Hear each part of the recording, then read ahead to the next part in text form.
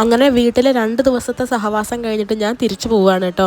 ഞാനാണെങ്കിൽ ഇങ്ങോട്ട് വരുമ്പോൾ ആകെ വിചാരിച്ച ഒരു കാര്യമാണ്, ഇവിടെ കുടംപുളി ഇട്ടിട്ടാണ് കേട്ടോ അധികം ഈ ദിവസങ്ങളിൽ മീൻകറി വെക്കാറ്.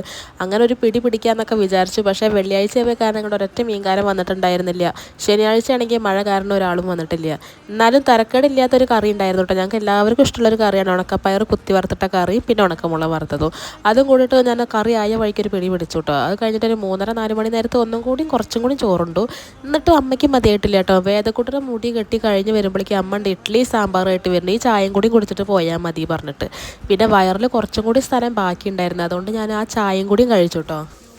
എന്ന് നിൽക്കാൻ വന്നാലും തിരിച്ചു പോകുമ്പോൾ നമ്മുടെ മുഖത്തേക്ക് നോക്കുമ്പോൾ ഭയങ്കര വിഷമമാണ് കേട്ടോ. ഭയങ്കര സങ്കടത്തിൽ ഇങ്ങനെ നിൽക്കുന്നുണ്ടാവും. അതിപ്പോൾ 2 മാസം നിന്നിട്ട് പോവുകയാണെങ്കിലും 2 ദിവസം നിന്നിട്ട് പോവുകയാണെങ്കിലും ഏറ്റവും അങ്ങനെ തന്നെയാണ് കേട്ടോ. തിരിച്ച് പോണതിൻ്റെ തലേ ദിവസം തൊട്ടിട്ടേ ഒരു മൂഡ് ഓഫ് ആയിരിക്കും, നാളെ പോവല്ലേ വിചാരിച്ചിട്ട്.